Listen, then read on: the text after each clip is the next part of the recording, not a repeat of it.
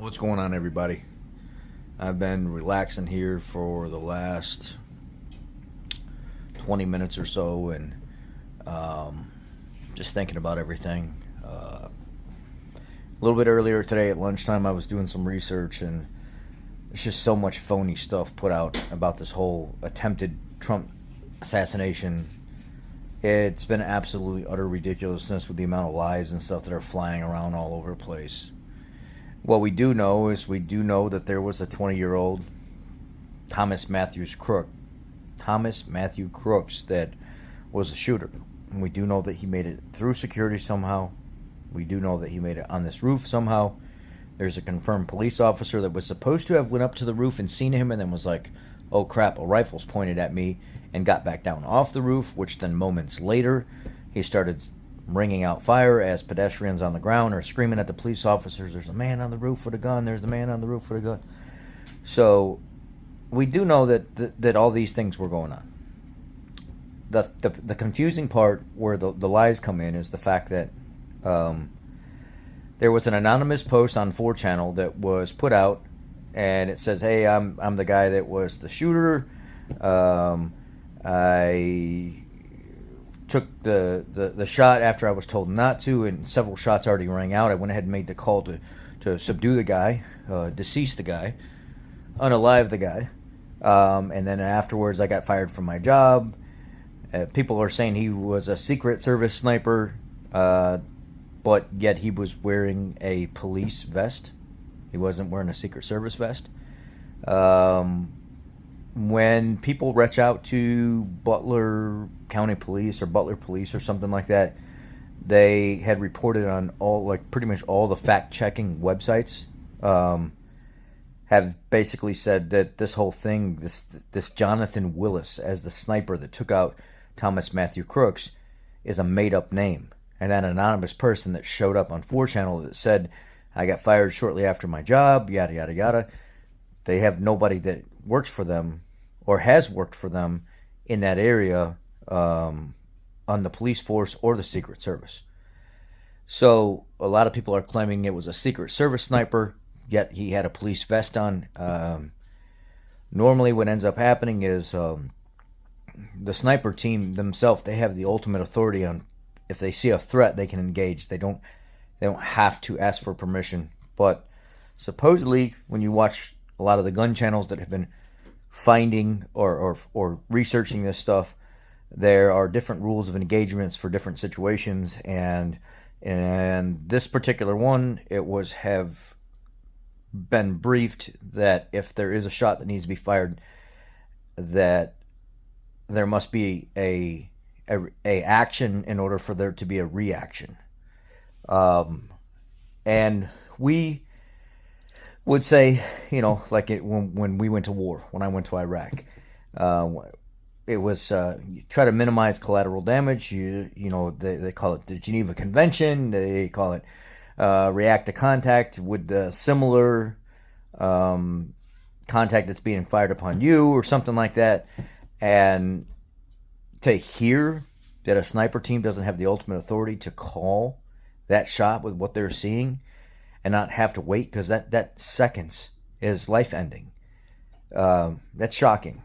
You don't know what to believe. Why did that sniper team not have the authority to go ahead and take that guy out before he got shots off? Why was this such a poorly managed situation, and why would the Secret Service boss have to give the okay when these are trusted, highly trained snipers that can make that call themselves, and they don't need somebody that's not even there, that can't even see the situation or doesn't see it like they do through that glass? I don't understand how somebody else could make that call. And a lot of people were saying that this whole Matthew Crooks was a registered Republican. And, it's funny how the Republicans are the ones that do this kind of stuff. Actually, Matthew Crooks was a registered Republican, but basically what was happening is, here's how you can play the political game. The Democrats and Republicans may, I'll say it on both sides, let's just use Democrats for example. A Democrat wants this particular Democratic candidate to end up in the finals of this election, but they register as a Republican in the preliminaries, and whenever they register as a Republican, they can vote for the weaker Republican candidate to go against their stronger Democratic candidate. So when they do the final election, they vote Democrat instead of Republican. And they've basically forced the weaker candidate into that spot by popularity. And they can do that by switching votes. It's a way for them to help not rig the system, but use the system to their advantage. Also, there's plenty of people that maybe Republican that don't like Donald Trump at all that would never vote for Donald Trump. And there's plenty of people that are Republican that don't see eye to eye with all Republicans. So it doesn't matter if the guy voted Republican or is Republican. We know the facts are he donated to the Act Blue Foundation, which is Democratic. He was involved and donated with the Democratic Defense Blah, I don't know, whatever it is, the organization that's paying the paid for shill Harry Sisson on Instagram and TikTok. You can clearly see people have pulled up receipts where he's been receiving money from this foundation. Just so happens that Matthew Crooks was also affiliated with these foundations of somehow. Crooks was also in different Facebook groups of, I don't want to say specific names, of protesting type environment people. And it wasn't just one group. It was like 5 or 6 different types of groups of this type of group that would go out and protest and cause havoc and chaos and stuff. He was part of that, which was not Republican. So when you look at all the facts on how Crooks lived his life, he was a very lonely person. He was an outsider. He dressed different than everybody else. He was a geek. People picked on him and pried into his personal life and made fun of him and stuff like that. And he was different than everybody else. What happens when you see this environment where you actually not see, when you're manifesting and festering this environment of somebody being that vulnerable? They look like a easy target for a groomer to start grooming these people to do what they want them to do. And I can almost guarantee you 100% Crooks was groomed. He was an outsider. He didn't have a lot of friends. Nobody really talked to him. People made fun of him all the time. He was groomed. That's the perfect person to get involved in their life and groom them and try to create this monster that will go out and perform these acts. And that's what these candidates, that's what these people do.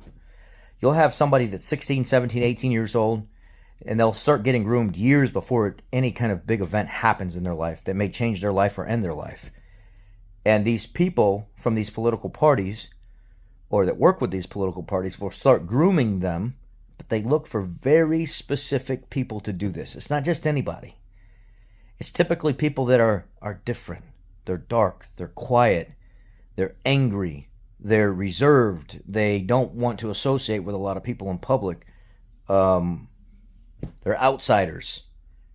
It's easy to groom these type of people, especially when you start showing interest in somebody and trying to make friends with them and taking your beliefs and your opinions and stuff and trying to instill that in them. Convince them that your ideas and your beliefs and your opinions and how you would live. Now this is a true friend. This is somebody that loves me. I'm this person that's been neglected my whole life, and this person's finally showing me attention and grooming me. So whatever they say is gold. I'm going to believe that 100%. So Crooks was groomed. And this whole situation with the Secret Service and the local police was just... We're waiting to hear more about it. Then there was reports that Iran was trying to set up an attack on Donald Trump before this even happened. One influencer had put out, come on, Iran, they wouldn't have anything to do with this. This is a small fry situation to average. They wouldn't have anything to do with this. We don't know what the real answer is.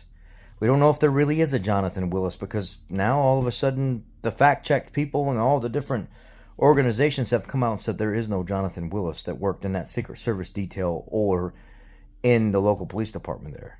And it wasn't a Secret Service guy. The guy's wearing a police vest. The guy next to him's wearing a police vest. And they do work hand in hand with the Secret Service sometimes. Some police officers claim that the communication between Secret Service and police are not very good. And the Secret Service often are very vague with what's going on and don't give them all the details, but they're there to support them and follow orders that are given to them by, like, hey, we need you here. We need you to react in this type of situation. If this happens, this is what we want you to do. A lot of this doesn't make sense. You know, it was just a few seconds. So I'm glad that lady on the ground started screaming as loud as she did to get his attention and make him look and turn sideways. So he felt rushed, because it could have ended a lot differently had those people not pointed him out and he had more time to adjust and do things differently. And just the badass moment after he got up and he's bleeding down his face and his ear and everything else, and he's standing there and he's fight. Oh, what an American badass, man. I don't care if you like the guy or not. You just got shot and you stand up and you put your fist up in there and you're screaming to the people, fight. I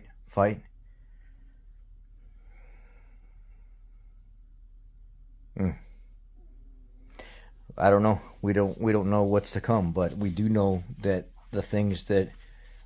Crooks was not a Republican.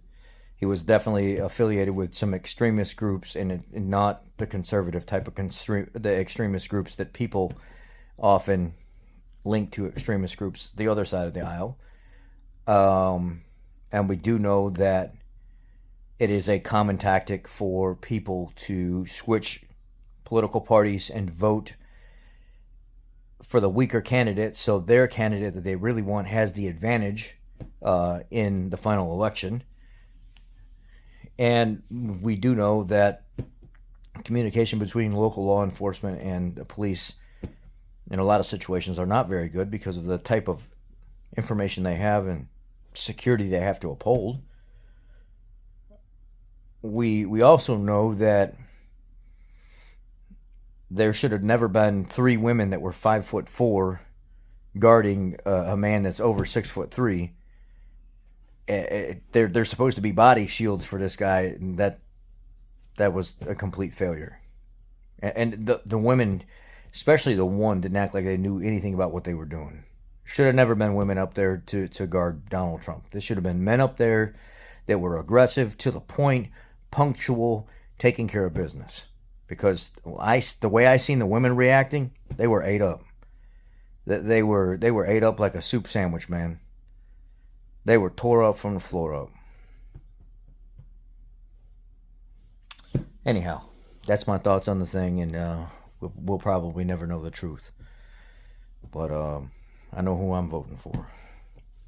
Do you? Y'all be blessed. Take care. I love y'all.